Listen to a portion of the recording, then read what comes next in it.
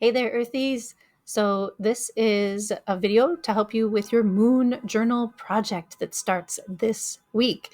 So you're going to watch this video and learn all about your project.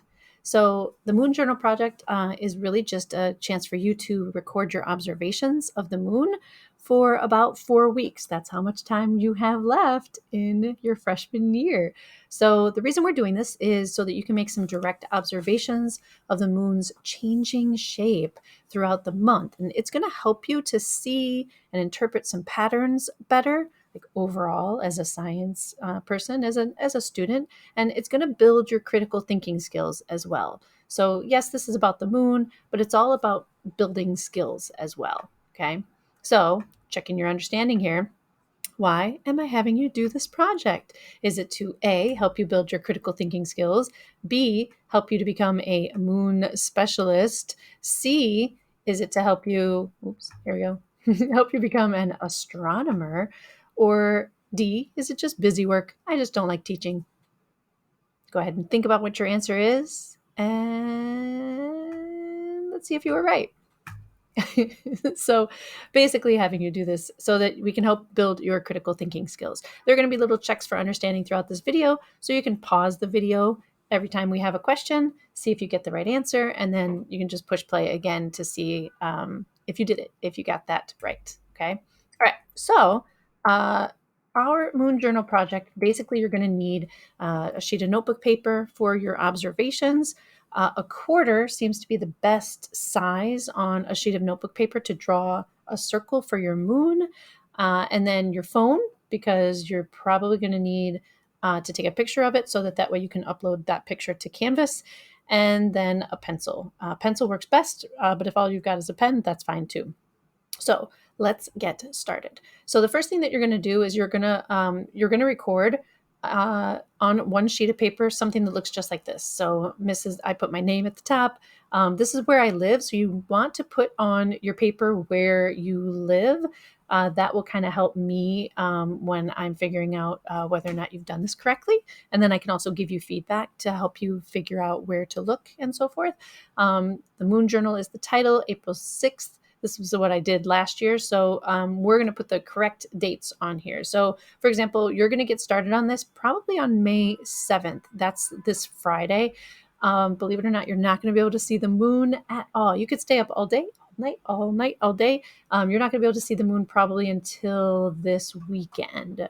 So this gives you a little bit of time to do your work this week. And then this weekend, you can do your very first moon observation. So it'll be on May 7th, which is Friday.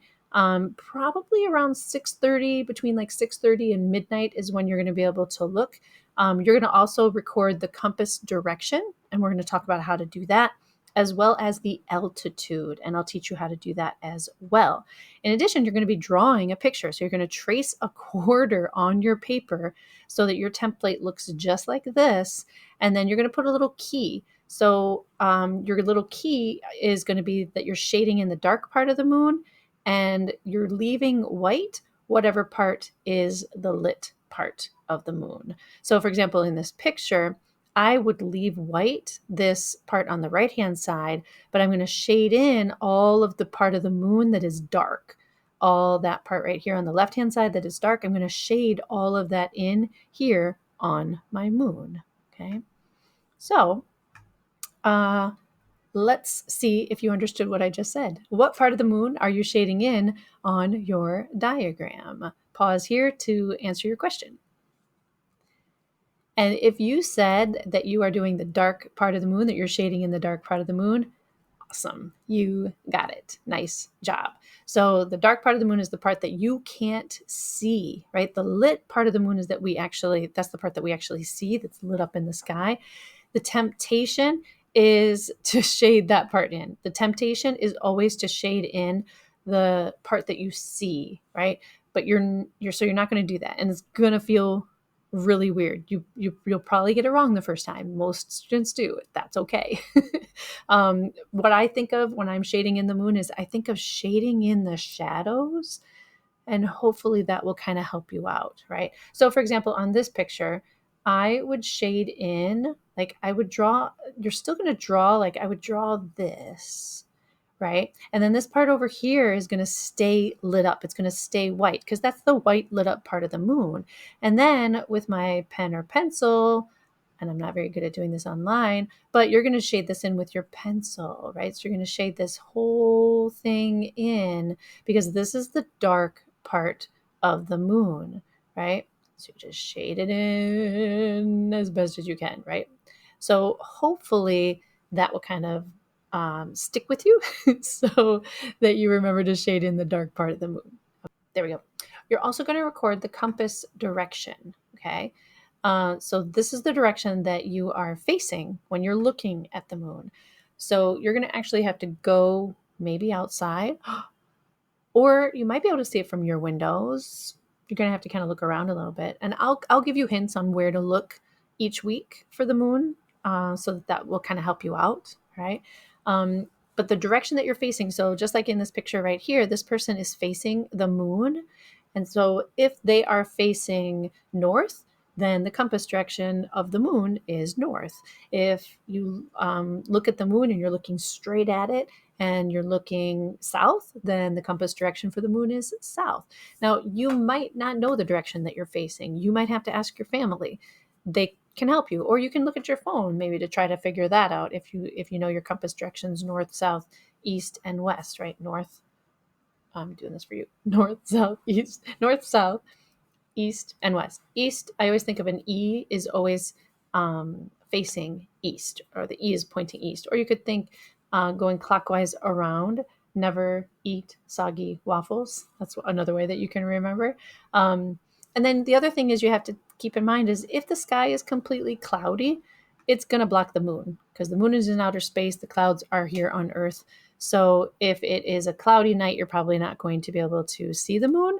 If it's partly cloudy and then, there are just a few clouds and you can still see the blue sky, then that night you're probably going to be able to see the moon. Okay, so just kind of have to also keep an eye on the weather to make sure you can see the moon. All right, so here is your check for understanding. How will you determine the compass direction of the moon? Is it A, the moon is always in the south? B, the moon is always in the north? C, face the moon, whatever direction I'm facing, that's the compass direction? Or D, face the moon, the compass direction is opposite of the moon? Pause here, answer your question. Okay, hopefully you got that right. It is face the moon. Answer C, whatever direction I'm facing, that's the compass direction. Hopefully you got that right. Okay, so the other thing that you have to do is altitude. Altitude is how high up in the sky the moon is. So there are a lot of ways that you can figure this out. There's some easy and some challenging. We're going to do the easy way. So altitude is like how high up something is. Altitude is kind of just like elevation, right? We're looking at the elevation of the moon, how high up in the sky it is. The problem is we can't say that it's like 100 feet up in the air. We can't measure that. So we measure something called the angular distance. And the way you do that is you hold your arm at arm's length, like straight out in front of you. So straight out in front of you, you hold your arm, and then you stretch your thumb and your little finger as wide as you can get it apart. Like we call that a full hand span, if you will. And if you do that from your thumb, I'll do it this way so it matches the picture. Actually, I'm not sure which way matches the picture. Your thumb and your pinky finger. That's what we call 20 degrees. So if you're holding your arm straight out, that's 20 degrees from your tip of your thumb to your pinky finger. 90 degrees would be from the ground straight above your head because I'm making a 90-degree angle, right? So that would be 90 degrees. 20 degrees is just a little bit of that degree, right? So that's about 20 degrees from your pinky finger to your thumb, and your arm length is proportional to your hand size. So if your little brother does this, his hand is a lot smaller, but his arm is shorter. So it works out, okay? So here's a picture to kind of help you visualize that a little bit. That's me on the left-hand side. And if you look at the yellow here, it says that your arm is fully stretched out horizontally. Make sure that it is like parallel to the ground, right?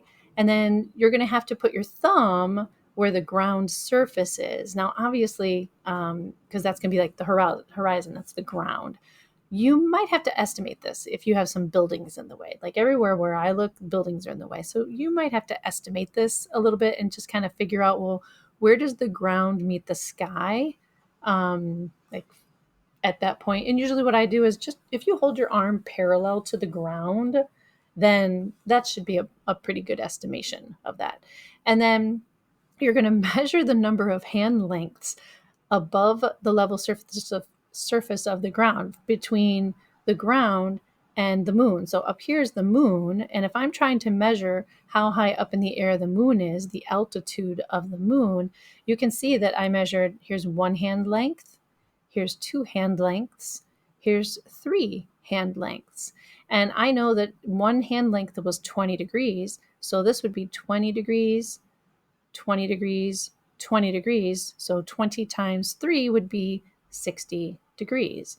And so that would be the altitude of the moon. Okay. And you can also estimate it, like halfway between there would be 10 degrees, right? So you just kind of have to estimate a little bit as best you can. It doesn't have to be perfect. We're just looking for an estimate here. Okay. Just to kind of give you some practice with things like this. All right. So how will you determine the altitude of the moon? 3 basic steps, right?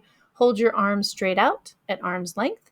Use your hand to measure the number of the degrees, and then count up the number of hand lengths and add them up. Easy as that. Okay, that's how you figure out the altitude of the moon. All right, a couple of other little hints. First of all, the moon might not be out only at night. Sometimes it's out during the day. This was a picture that I took quite a few years ago, but the moon is out during the day a lot. You might have seen it during the day, right? Some other things to be aware of. The moon is most likely going to be smaller than you expected. When you look up at the moon, sometimes it looks really big, but especially if it's high up in the sky, it's probably going to be a lot smaller. So you really got to look around for it. All right. Another thing that might help. If the moon is up during the day, you can put your hand in front of the sun and block the light so that way you can see the moon a little bit better. Because sometimes the light from the sun is so bright, it's hard to see the moon, and it's hard to find the moon. And if you look at this picture, if the lit part of the moon is on the right-hand side, then you know the sun is on the right-hand side of the moon. That's where the sun is going to be, because the sun is the thing that's lighting up the moon. The moon isn't giving off its own light. The reason the moon is lit up is because the sun is shining on it. So that would be a little hint for you. And then this weekend, you can look for the moon in the southwestern part of the sky. So halfway between south and west, that's where you're going to find the moon. And I would look again this weekend. I would look after 6:30 p.m., but before midnight. So between 6:30 and midnight is probably the best time to look for the moon, because after midnight it's going to set already. You're not going to see it anymore. And before 6:30, it's going to be a little too bright for you to be able to see it too clearly. Okay. So hopefully that should help. Let's check your understanding one more time. Where should you look for the moon this weekend? Southwest between noon and 6 p.m., or southwest between 8 a.m. and noon? C, southwest between midnight and 8 a.m., or D, southwest between 6 p.m. and midnight? Pause right here, see if you remember. Welcome. Hopefully you got that right. Southwest between 6 p.m. and 12 a.m. So probably more like 6:30 would be good, but you can always start looking at about 6 p.m. Okay. All right. So once you've done this weekend, you only need to do one observation this weekend. After that, then we're going to do this about 1 to 3 times per week, probably 2 to 3 times per week. And the weekends count. So like if you do 2 observations during the week, you can always do another one on the weekends. And again, you want to think about like paying attention to the weather, because you might think to yourself, oh, I don't want to do the moon observation tonight. I'll do it tomorrow.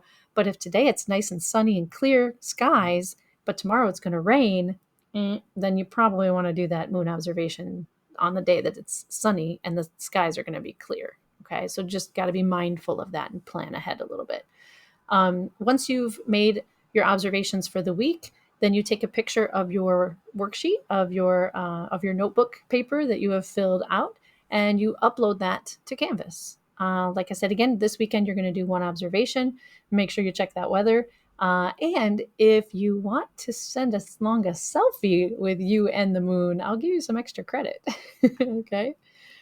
All right. One last time. How many times are you making observations of the moon? Is it A, once this weekend and 4 to 5 times each week after this? B, once this weekend, 1 to 3 times each week after this? Or C, once this weekend and that's all?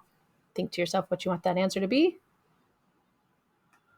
And hopefully you got it right. B, 1 time this weekend and then 1 to 3 times each week after this. And we're going to do this for 4 weeks up until June 11th. June 11th is our last day together. Okay. So hopefully that made sense to you. If you have any questions, we're going to have a chance right now in Zoom to have you answer those, or I'll answer those questions for you. But if you are watching this virtually and not live, please feel free to email me so that I can help you and answer any of those questions that you have. Thanks so much for watching. Bye.